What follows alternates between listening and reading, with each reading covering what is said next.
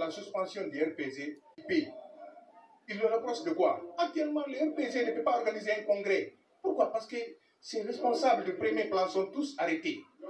Il faut laisser tranquille les partis politiques, mon très cher frère. Le rôle d'une transition n'est pas venu décapiter les partis politiques. Nous, les LIFDZ, on ne se réjouit pas. Vous savez, je vous avais dit qu'une décision politique ne concerne pas la justice. Et finalement, le ministre de l'administration, avec tout le respect que je lui dois, il m'a donné raison. Il a dit qu'il faut que l'IFDZ organise son congrès dans 45 jours. Nous, déjà, on avait fixé la date. Le cap est déjà fixé, c'est du 19 au 20 avril. Nous sommes solidaires à 1000% au RPZ, à l'IFR. 1000%, moi, Mamadou Al-Fabani. Parce que l'IFDZ doit réunir tous les Guinéens. L'IFDZ doit être le rempart de la démocratie, la colonne vertébrale de la démocratie. On ne doit en aucun cas accepter qu'un parti soit lésé ici. Nous sommes avec tous les Guinéens, de quelque bord qu'ils soient. Ce n'est pas parce qu'on est rival avec le RPZ qu'on va se résoudre de ça. Parce que quand on dit celui qui n'a pas traversé la rivière ne doit pas se moquer de celui qui se noie.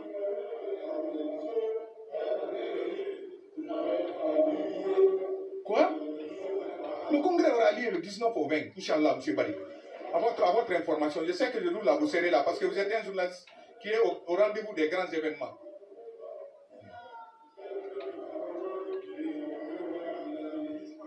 Non, écoutez, nous nous sentons visés. Nous nous sentons visés, mais c'est que moi, je demande aux gens d'Oumbouya que ceux qui pensent que l'IFDZ est l'ennemi des gens d'Oumbouya, ils sont en train de tromper les gens d'Oumbouya. Les gens d'Oumbouya savent que combien de fois l'IFDZ a été d'un apport inestimable pour son accession au pouvoir. Il le sait. L'apport de Seydou Dalein Diallo, sa communication à travers dans le pays et à l'international, c'est ce qui lui a aidé à asseoir son pouvoir. En disant à la communauté internationale de ne pas sanctionner cette junte militaire, qu'elle est de bonne foi. L'IFDZ n'est pas ennemi au CNRD. L'IFDZ n'est pas adversaire au CNRD. Mais aujourd'hui, les businessmen des crises ont fait tel qu'aujourd'hui on prend l'IFDZ comme le premier adversaire du CNRD. On n'est pas adversaire au CNRD. Lui, il s'en fout, M. Bari. Lui, il s'en fout. Assalamu alaikum. Haray mi hiwri ke on fop la landis ko jawantere parti mo nani yewtere monsieur Bari Mamadou Alfandé. Donc do andi CNRD on ko be fokkiti donc kambe be sikkude be hewti be wadi be hubindike Guinée fo anda be wawal hubindade taw hay e goto. Donc be trompude hoore mabɓe na goɗɗo ɓe woni wadde de yentite en tant que lannal taw on continue alors lantori on partage kene en attendant parce que ɗon andi promesse ji boyi ko ɓe teni kon ɓe hunnale donc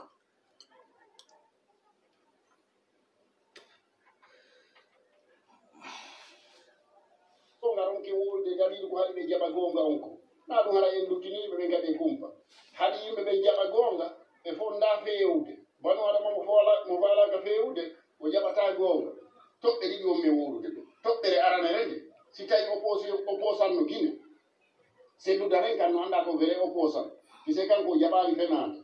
si tawno harana opposan no hanno laamu ngu Guinée joni mo milliard uji o ƴetta milliard uji ɗi o waɗa ko lasara ko yate woni wadde ko kanko ko opposan ko banu adama dartiɗo fiyo goɗɗo mo kala heɓu haqqimo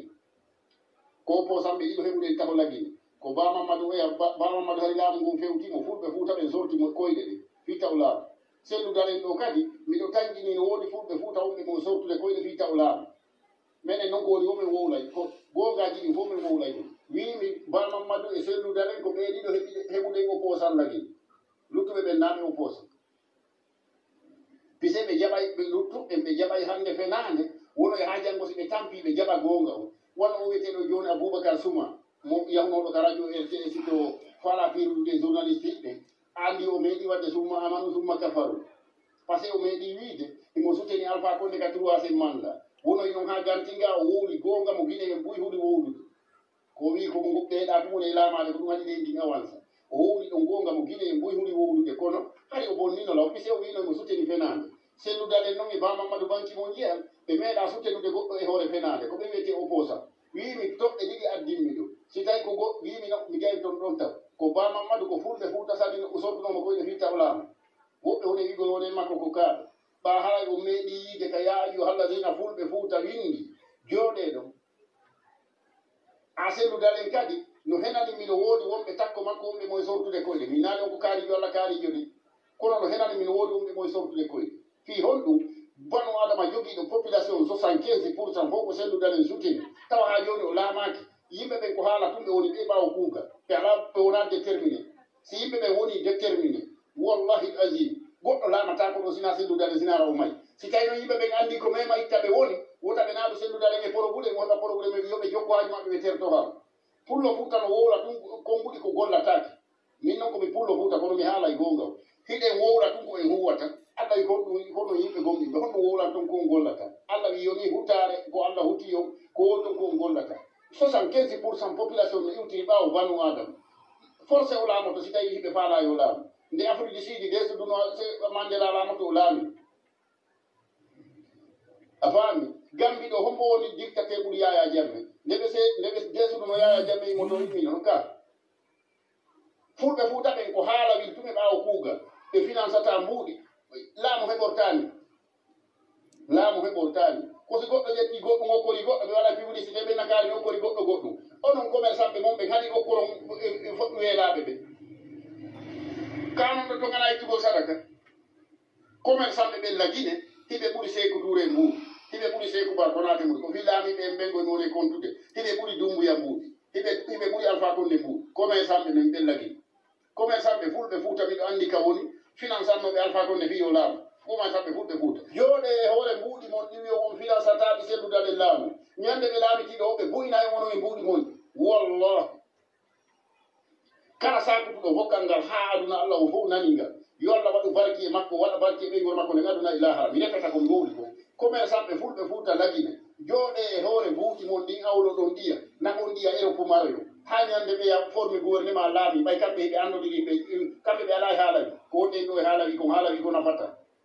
taw finançant selludalen o laamo dey mari e mbuuɗi mon ñande ɓe laami o wallahi ɓe buyina on ha mbuuɗi mettita wassalam epeta hakkimma laabi tati commerçant ɓe lagine jooɗe e hoore mbuuɗi mon ɗi miskimɓe ɓe ala hay mbuuɗi no ittude sadaka financana parti mum fiyo ɓe gaño onon ɗo jooɗi e hoore mbuuɗi mon ɗin hay e hoore mbuuɗi mon ɗin ha mamadi Dumbuya e lammina goɗɗo wallahi summa wallahi on ɗiɗi buyina on ha ndaaro nokku ngotu jatta mbuuɗi mon wokkal ngal ko yo goɗɗo waɗungal commerçant ɓe ɓen nana komi wowli ko ɓaysi waɗoyi ɓay pelleti waɗay so salike tambade selludalen ha o laamu haray guine yo falji sirata mustaqima ɓeɗo tanki hiɓe laami leydi ndin avancata on sikkay non ko fenani banu adama duwaɗo ñamude duwaɗo yoɓede 1 million lewru si tawi o yoɓama 1 million o wujji 1 milliard duwanoɗi natoyle ka keesugo leydi ndi gollire honto leydi ndin avancata ka on yiyata on nanata no jeeyay ko tampini guine e ngal faamu piseɓe sendidira ɗabula e baɗe a faami tawima allah l'IFDC e jogagol mum yimɓe si goɗɗo laamike hikka hara na selludalen hara selludalen no wuuri haray yimɓe ɓe gandi partisan ɓe selludalen iwtirnoɓe ɓaawa makkono kellaɓen haray ko yimɓe bomɓe fenoɓe sina ɗum Mamadi Dumbuya e wata lamminirde goɗɗo bandiyagal guine hara jogiiɗo yimɓe ɓen on laamaki pisesi yimɓe ɓen fof woni déterminé woɓɓe Libéria Sénégal e Angola fof naata guine wiya forcé ko momin faala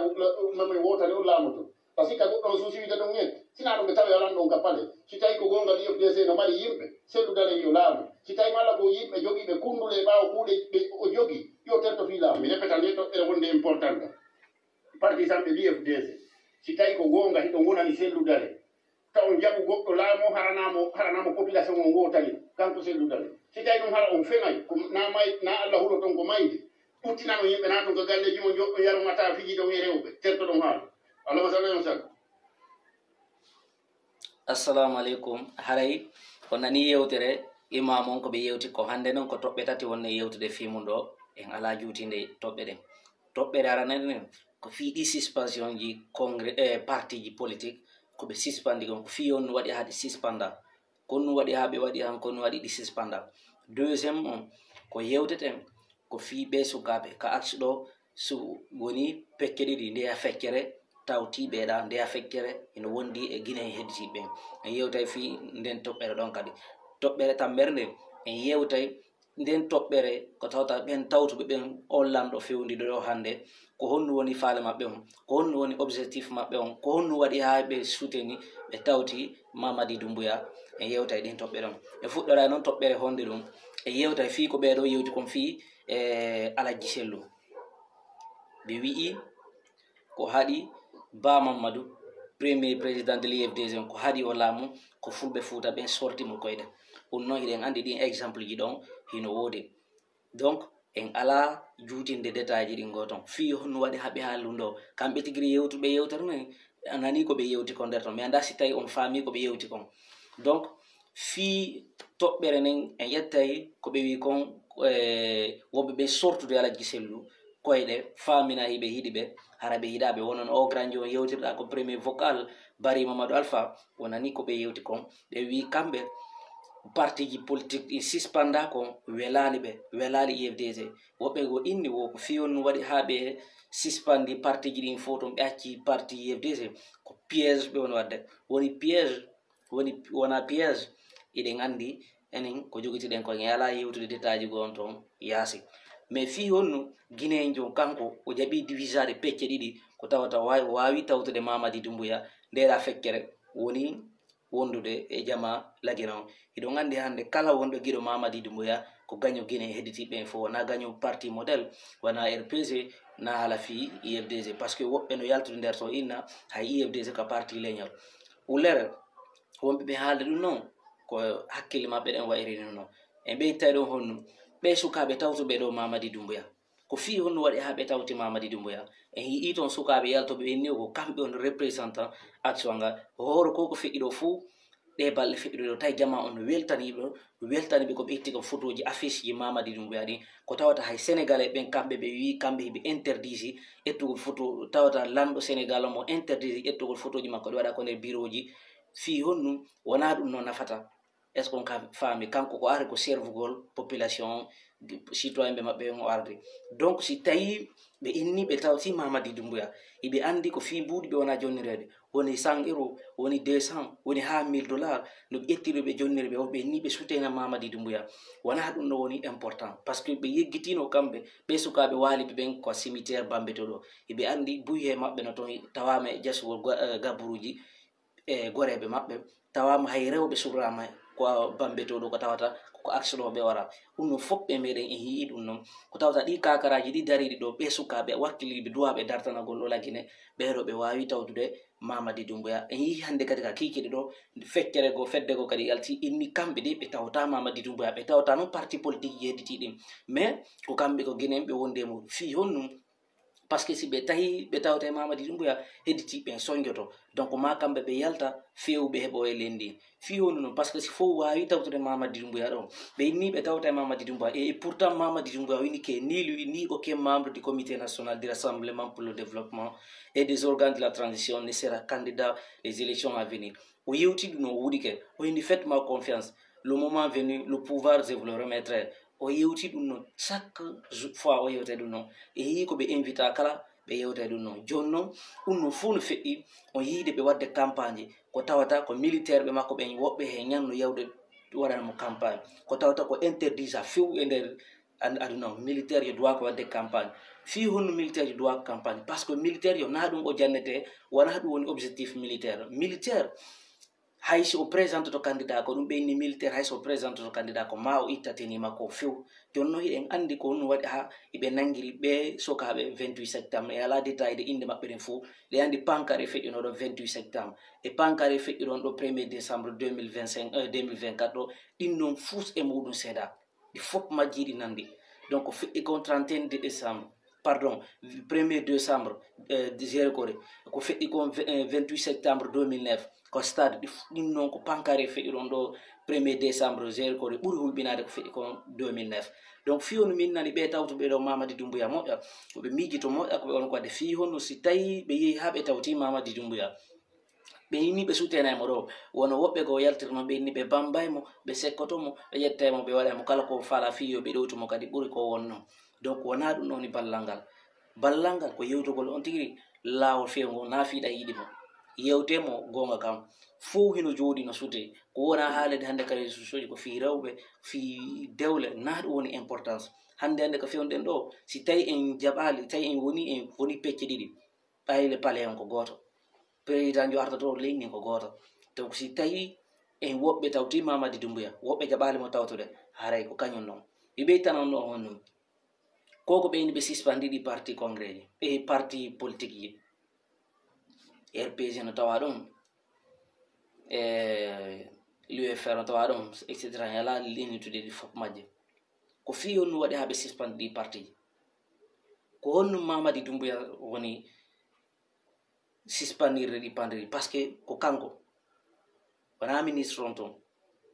iɗen jawa iɗen duwano jabbuɗe ɗum non tawtemɓe ɗum no ka en duwaka par ce que en yewtino ɗum noon en innino à partir de 31 décembre 2024 en considéra hande kadi en considéra hande kadi Mamadi Doumbouya koɓe président en yewtino ɗum noon en confirmino ɗum noon donc si tawi ko piiji ɗiɗi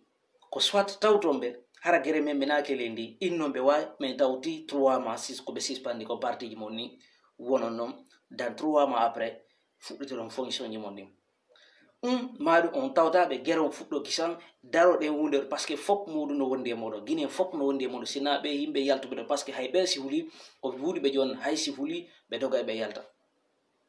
ɓe yalta few ɓe tawta e amen donc ɓe wawata sotede Mamadi Doumbouya hande ko fewduɗen ɗo ɓe lanni panikade jonno si tawi en immike en wawa hettugol hoore men ɗe balle mais si tawi en jokki haaju men en tawtiɓe ɓe jonnude o mbuuɗi ɗi mbuuɗi ɓe woni jondude ko mbuuɗi mon ɓe woni on jondude on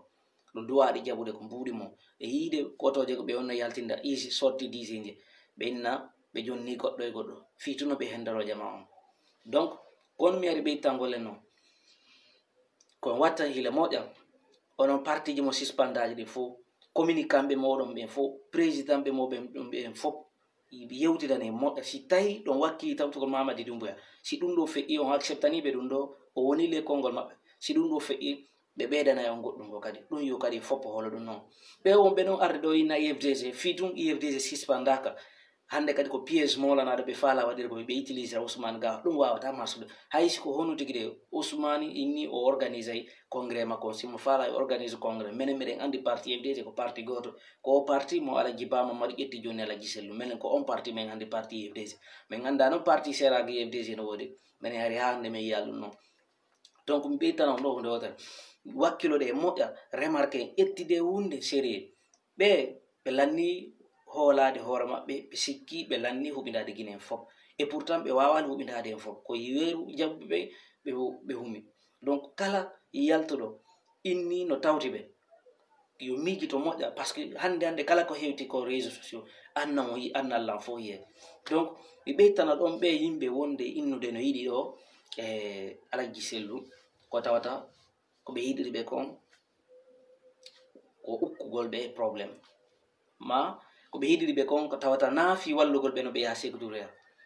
par ce que ɗe gandi ɗum noon ɗo wori ɗo hande yalta ɓe hande vive le présidentiel dalen ko tawata yiɓe andi golle maɓɓe ɗen yiɓe andi relation ji maɓɓe ɗi hakkude maɓɓe e CNRD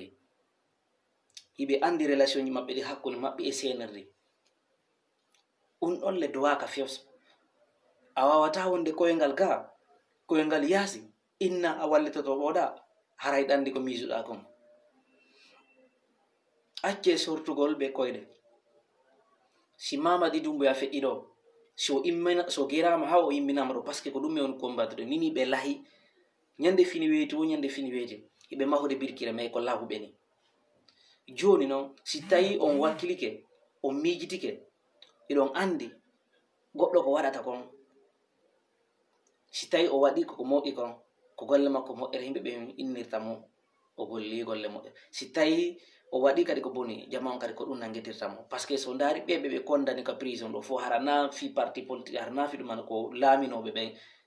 wono premier ministre o ya o yi sakkitaɗo waɗeɗo kuudetaɗo koɓe ɗi amandiɗi ɓe woni ɓe haalire ɗo ɓe innaɓe tuma ko par ce que naafi ko toñi tuma ɓe inni lawol ngol ɓe rewi muɗum ngol na lawol kelɗum ngol ɓeɗo kadi ari wattike hoore ɗon donc wattan ko hila moƴƴa onon ɓe sukaɓe ka dariɓe ɗo duwaɓe dartanade e gonga yalton ɗo innoyɗo sotede Mamadi Doumbouya vidéo ji ɗin fof muɗum hino woodi hande yewtireji ɗi Mamadi wannode 5 septembre fo ɗi promesse ji ko wuɗino fof muɗum ha hande yewtireji ɗi no feƴƴinede kadi ko ɗum tawa ko deƴinimo suuɗinimo moƴƴa non donc ɗum noon no tawa ko suuɗinimo deƴƴinimo moƴƴa nan kappale toon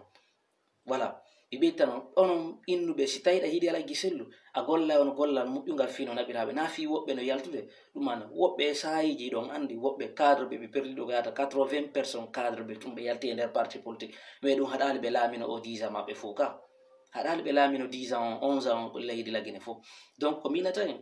wakkiliɗo kala fi yiɗugol Alaji Sellu wona fi Alaji Sellu ko woni combattre ko fiyo démocrate o nani ɓeya ko yewti konko vocal maɓɓe ɗo ɓe wi kamɓe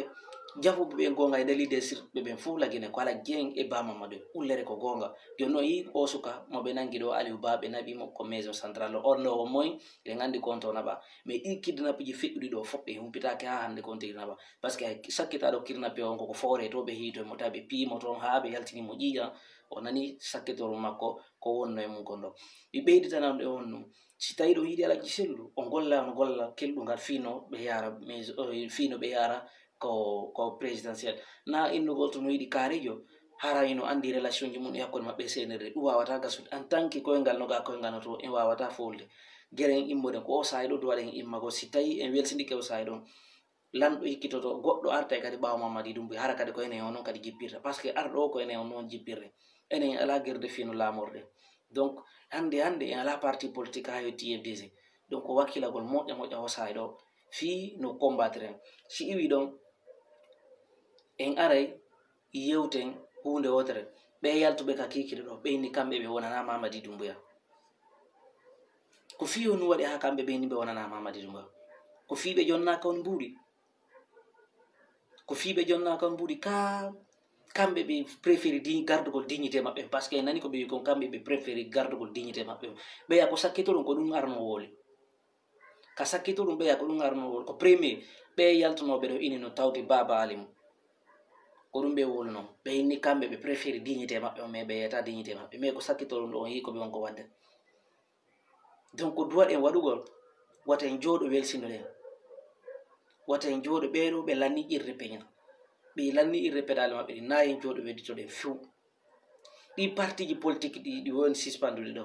si tawi on haalama on inni hande kadi force vie o no yewtirno no ɓeyni à partir de 31 décembre e considérable hande kadi comme président de la république woten respecte few hande kadi koɓe wonko wadde woten jaɓu few suspandi parti suspenda congrès minen ɓe inni wo UFDC dowaka wadde hande kadi e congrès maɓɓe dans 45 jours congrès on inchallah si naara koko change le 19 et le 20 congrès on waɗa inchallah lan no jaɓi congrès o waɗa inchallah jaɓi donc na juutimo yewtere si allah lan no jaɓi congrès o waɗa haray noon ko jondidirgol juuɗe wakkilo moƴƴa fiino yararen yeeso fiino yararen yeeso par ce que se ndaari ɓeɗo ɓe lanni irde peŋa voilà donc na juutingo yewtere on nani monsieur Mamadou Alpha Bari ko ɓe wi kon ko audio maɓɓe ɗo ɓe wi o guinéen o IFDC kon combattre ko fi mawɓidirgo guinéen fof muɗum waɗa ɓe hunde wotere no metti fi ha no metti fi kono ko ɗum wona waɗede mbeɗen haɓɓiti noon wonay kadi inchallah ɓayle kadi ko gonga wonay kadi donc kala sortiɗo ɗo yeeyi sortiɗo kamen ɗo na gaño amen nde innugol ko gaño non mais ko aadejo ko tawata na yiɗɗo gonga so yeeyi kadi en tant que o wiltaki yennugol aybingol men to mais haalta fima ko waɗi ɗa wawi change kan ɗa wawi change saare go nda ɗo yaha e saare go ɗa wawi change hay quartier go nda ɗo yaha nokkugo est ce que a faami donc ɗum fus dérangata on tigui dérangata men l'emprase hay men l'emprase ɓe yiɗon no affiche ha ko photo ji donc na juttingo yewtere si tawi ɗon wakkili sutenugol Mamadi soutenemo y a pas de problème mais non o bateau makko ɗo o heewa kanko Mamadi o bateau makko ɗo o heewa par ce que yi ko sakkitoɗum ɗo sonko ngo wondi mo ngo hakkude maɓɓe e Guinée e ɗimmoɓe makko ɓen ka bale to donc wona juttingo yewtere si Allah jaɓi combat on en wakkiloto ha foolen joni noon mi ala jutinde yewtere en waway tun andintingol Guinée on woɓɓe ɓen ka axe ɗo wata ɓe jaɓu soodede to ɓe jaɓu tawtude Baba Ali mum ɓen en fus anda ɓen nayi tun ko ɓe représentant acte na ɓe président de l'axe fus enen ko anduɗen ko l'axe de la démocratie donc à très bientôt Fodé à Image Diallo.